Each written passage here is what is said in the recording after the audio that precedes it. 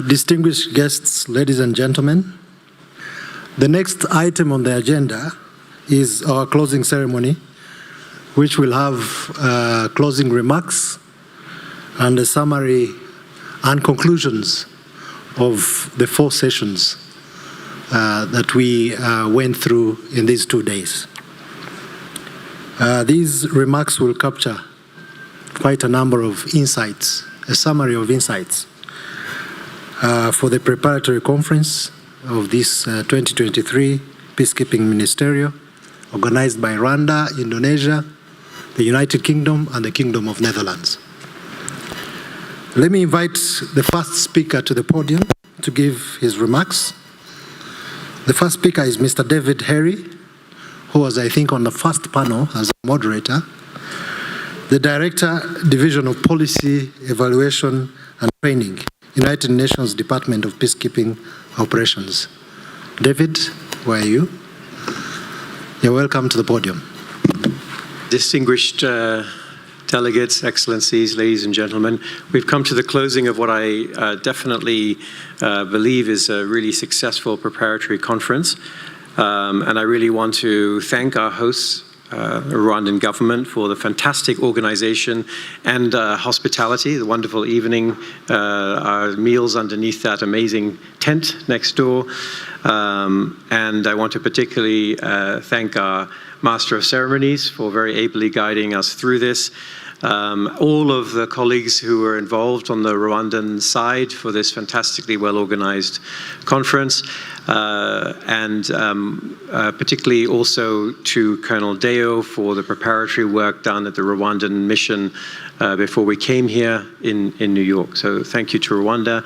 And of course, thank you also to our co-hosts, the governments of Indonesia, Netherlands, and the UK for the critical role that they've played in enabling this conference to happen. And of course, thank you, all of our delegates. We've had a really great turnout for this prep conference and also the preceding ones in the lead up to the Ghana Ministerial. We've had some 45 delegations here, as well as members of civil society and the press corps. It's really important. All of you represent really what it takes to make peacekeeping happen as this key, really, I would say, one of the crown jewels of the international multilateral system that brings together the member states and communities of the world. We learned a lot, I think, at this conference. Really want to thank the panelists and the moderators and actually all of our colleagues from the floor for very engaging, frank and interesting points.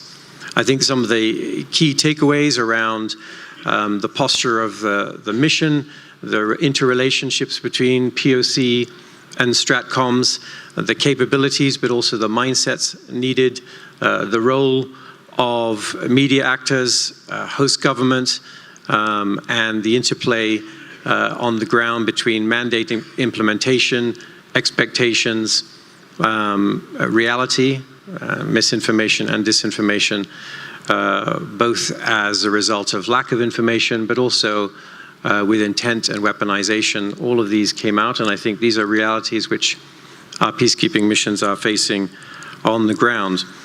I wanted also to link what we discussed today to the Ghana Ministerial, as this is a preparatory conference, and to highlight some of the capabilities, indeed, which we will want to see. The Ministerial, at one level, is about pledging capabilities, the reflection of the fact that peacekeeping can only happen with the direct contributions and participation of member states. And in terms of strategic communications, amongst the capabilities that we would love to see member states seconding junior professional officers and other personnel with the relevant skills. We've heard a couple of times the need for real capabilities, analytical capabilities, and My good colleague Fran mentioned the dinosaur category. I will include myself in the dinosaur category. So we obviously, I don't know what the opposite is, the cheetah category or something, the leopard category, but we need those who are fast and quick and able to operate in that 15-second timeline that you described. So those people are out there, but we need them in peacekeeping, and member states can provide that to us. We also need to develop pre-deployment comms training, and even the last panel mentioned the development of materials in the Kingdom of Morocco, comms training to support public information officers, and to prioritize the deployment of skilled public information officers as part of member state contributions, and equip those public information officers with the technological tools which they need to work well once deployed in missions.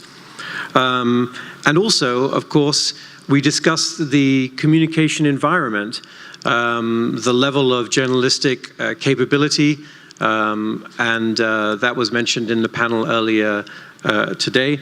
Member states can also support initiatives in the host country area, in the area of operations, to build the capacity of local journalists. There are UNESCO projects, UN programs, and other development-supported programs that can help to build the media landscape in the countries in which peacekeeping is deployed to try to really improve the information that is available to communities.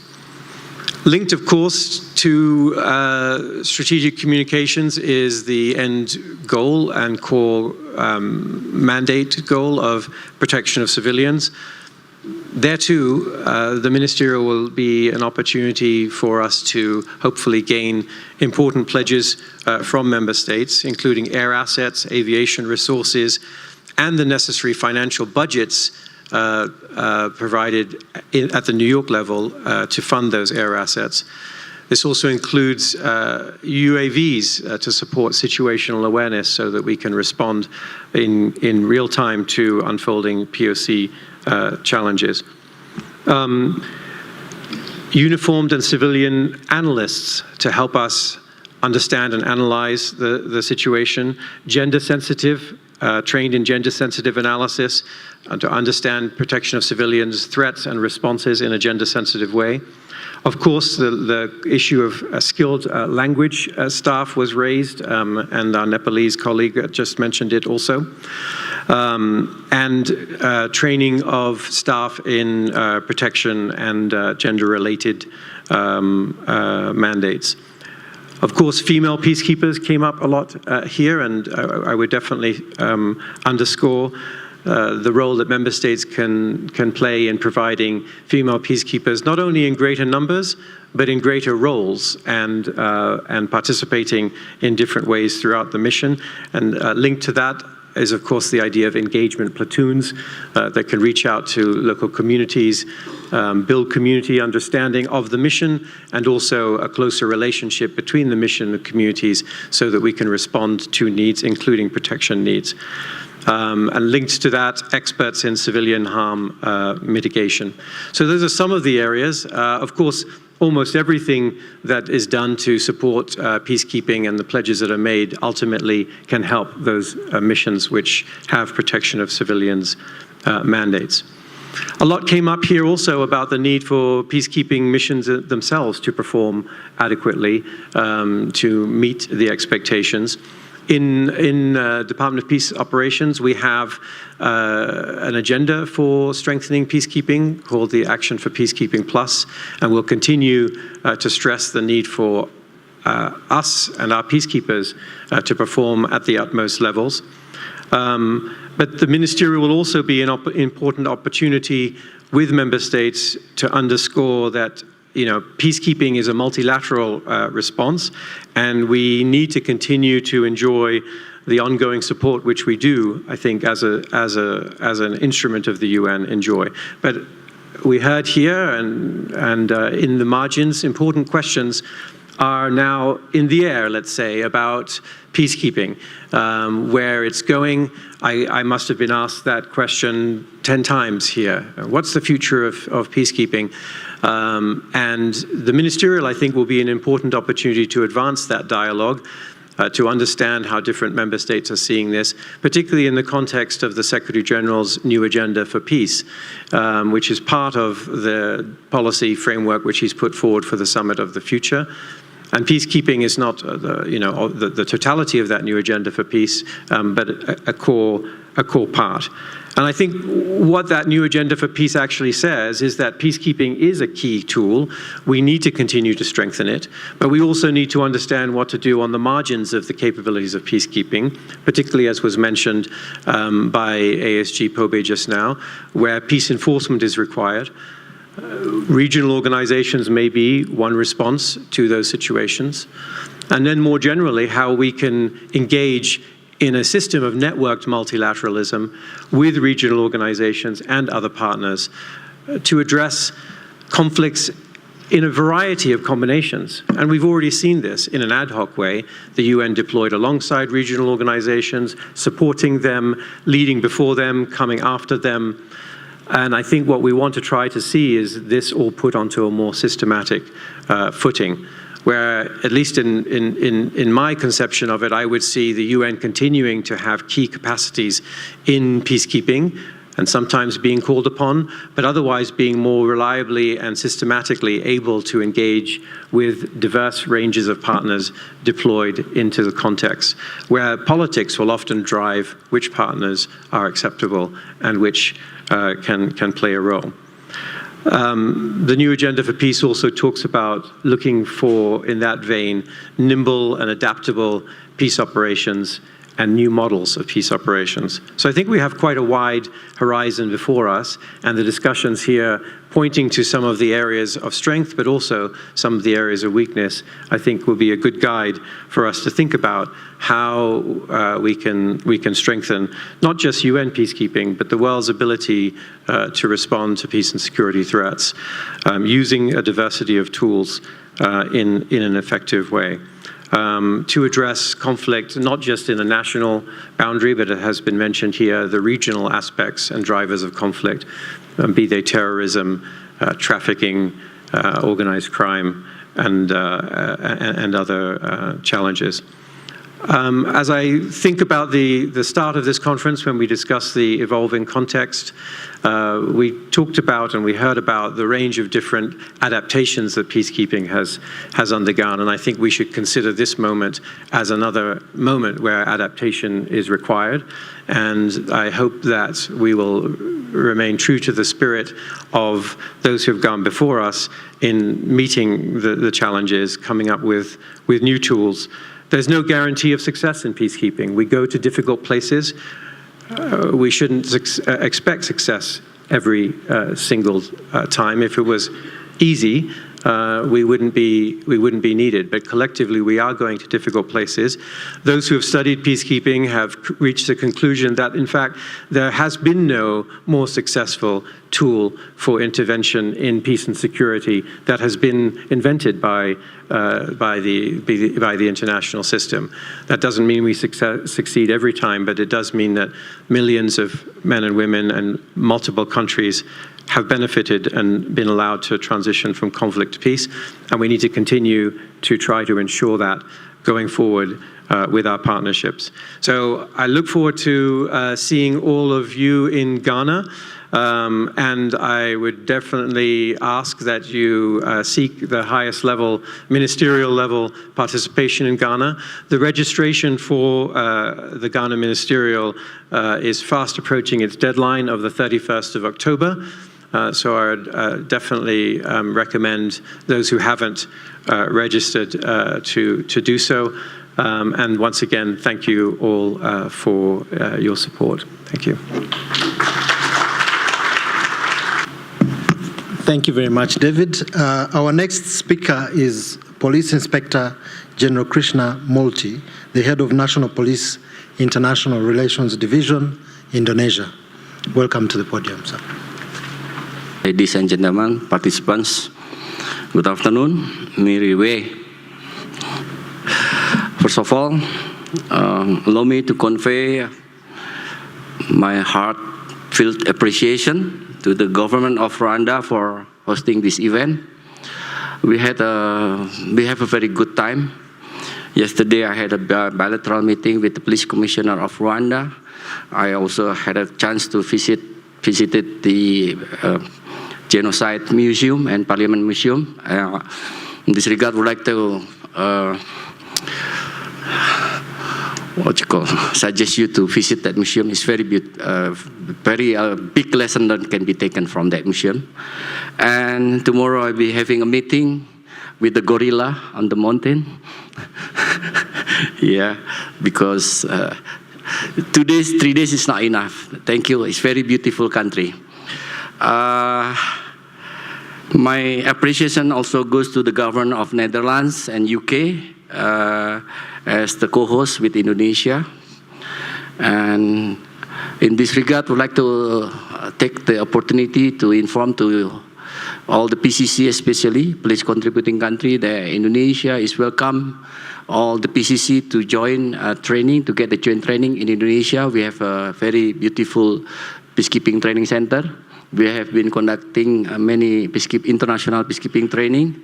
So please don't hesitate to inform us if your peacekeepers or the candidate for peacekeepers to join with the training in Indonesia. Excellencies, distinguished participants, as we are seeing multiple threats and uncertainties, the role of UN peacekeeping operation become more important than ever. So our ability to protect civilians will determine our credibility. Therefore, we must strengthen our collaboration in overcoming setbacks that could hinder our operations. Our discussion during last 2 days contribute significantly towards that end and towards the forthcoming UN Peacekeeping Ministerial in Ghana December. So thank you once again. See you in Ghana. Good afternoon.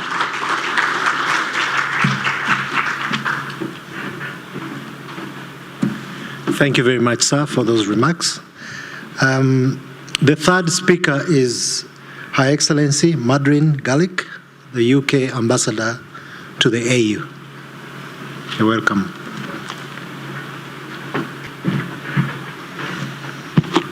My thanks to our hosts, and I'm always conscious of standing in the way of people's lunch, so I will try and be brief. First of all, a huge thanks again to our hosts, the government of Rwanda, for their fantastic venue, their wonderful timekeeping, and also for their thought leadership, given their history and profile on the issues around protection of civilians. Also, big thanks to our co-hosts, Indonesia, the Netherlands, Rwanda, and of course the United Kingdom. And a big thanks also to Ghana, in fact, for offering to host the Ministerial. We're very much looking forward to it. I would agree with David that this is a moment of key change in peacekeeping. You can feel it in the room.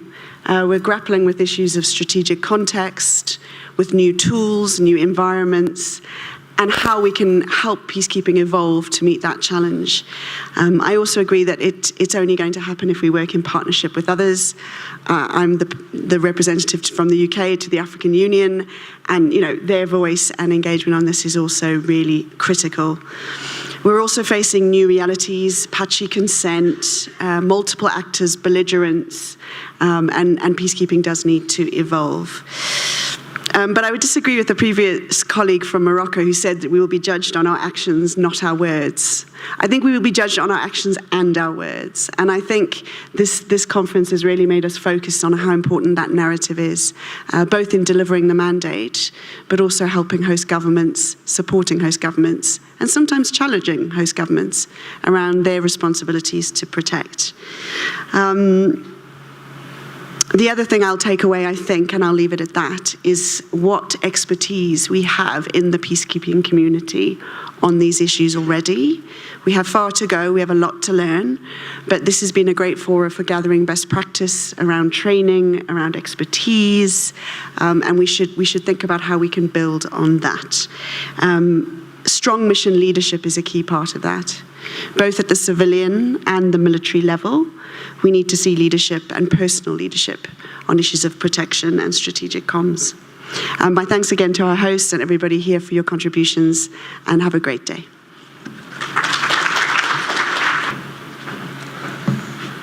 And last but not least, His Excellency Ambassador Harold Ajeman, the Permanent Representative of Ghana to the United Nations. You're welcome, sir.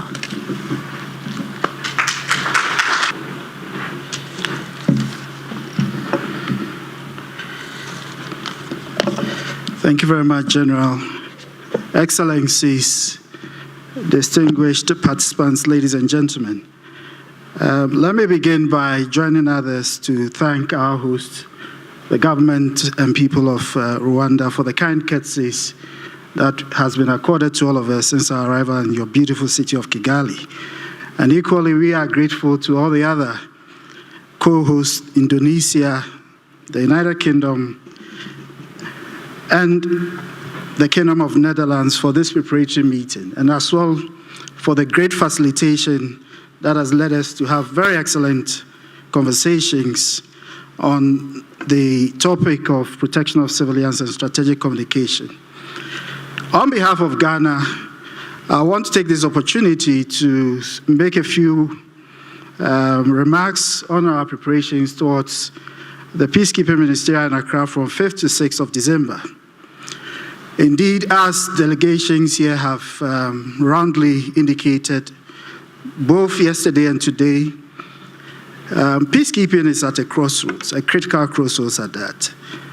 And we are all very much aware of the various challenges that have been raised by delegations in terms of the gaps between the expectations and the deliveries based on the mandates that are adopted by the Security Council. And as a member of the Security Council, indeed, I listened carefully to quite a number of the concerns that were raised, which we hope to take on board in our further engagement within the Council. Nonetheless, as I think was also made clear by the previous speaker, the Ambassador of the United Kingdom, peacekeeping is an important instrument that we all have within the multilateral context to stabilizing societies, as well as ensuring that we are able to help countries move or transition from conflict to peace. So as we look forward to the Ministerial in Accra, I would like to thank all the co-hosts for the preparatory meetings that have been held not only in Kigali, but also in other cities to help us further advance the efforts of the Secretary General's initiative in terms of the Action for Peacekeeping and the A4P+. And in this context, as the host of the Peacekeeping Ministerial in Accra, we carefully selected 5 themes that form the basis of these preparatory conferences. In Bangladesh, we had excellent discussions from 25th to 26th of June on the theme of women in peacekeeping, which was co-hosted by Canada and Uruguay in a virtual format and co-hosted by Ghana, the Republic of Korea, and the United Nations. We held on the 18th of July constructive engagements on the topic of mental health of peacekeepers, which we expect to lead to concrete policy results by the time we meet in the Ministerial in Accra. Hosted by Pakistan alongside Japan, we also held the 3rd preparatory meeting in Islamabad from 30th to 31st of August on the important concern of safety and security of peacekeepers. And our last preparatory meeting here in Kigali rightly focused on protection of civilians and strategic communications.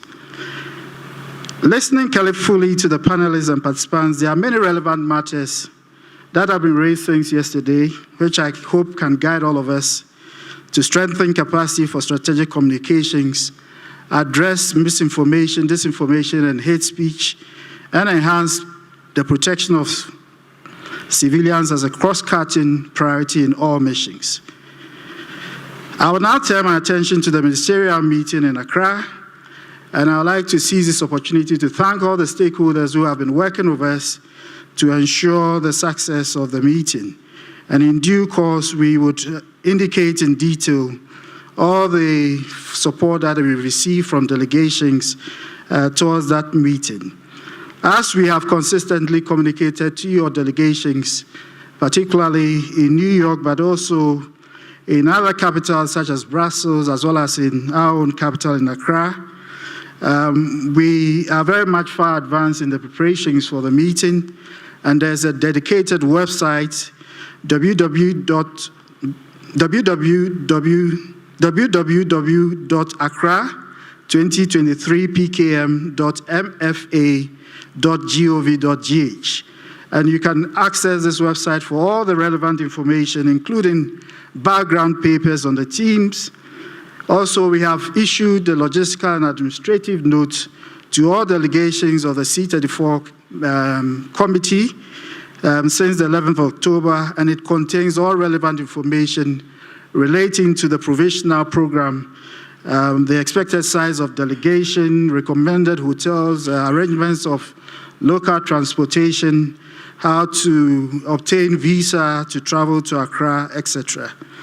As David indicated in his remarks when he was summarizing, the deadline for the registration is the 31st of October, and we would highly encourage that you register your delegations by that date so as to ensure that we can make the necessary facilitation required to ensure your participation. In terms of participation, we also would want to reiterate the point that has been made, that we encourage participation at the very highest level, the level of ministers of foreign affairs and ministers of defense. And we also look forward to the pledges that you are going to make. As you know, the objective of the PKM is to ensure that we're able to strengthen United Nations peacekeeping through high-performing and specialized capabilities and other pledges, as well as new and expanded capacity building, training, equipment, and other partnerships in key areas. In this regard, an early indication of your pledges will be very much appreciated. We encourage you to send your pledges to the Department of Peace Operations of the United Nations, and you can copy us as host country.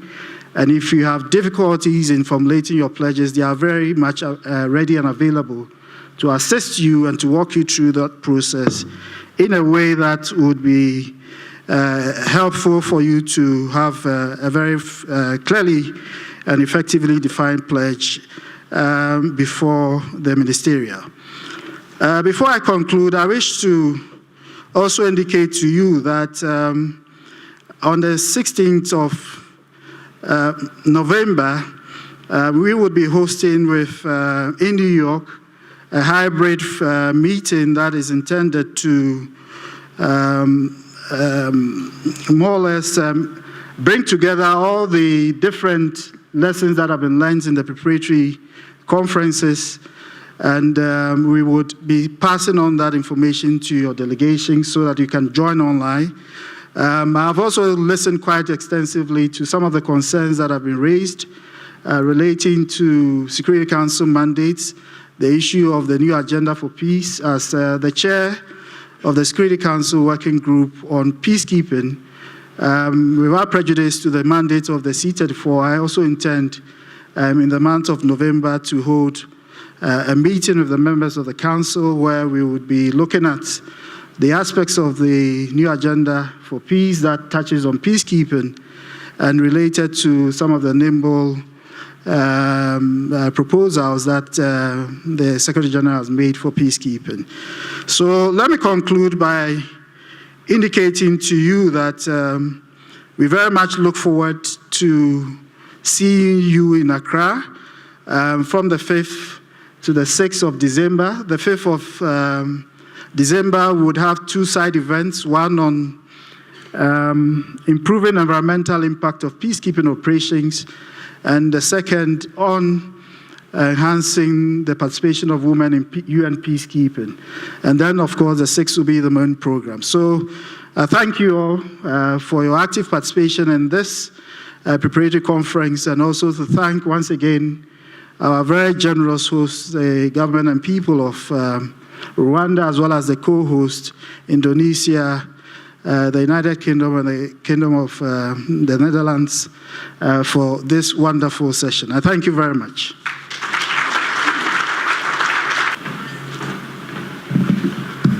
Thank you very much, Ambassador, for those remarks.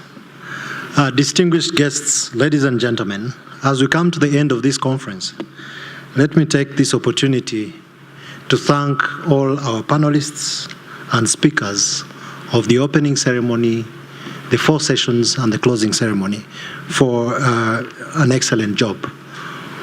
We cannot thank you more than what we have done. You've really done a very excellent job. Thank you very much. I promised that these discussions will be available to all of you on YouTube.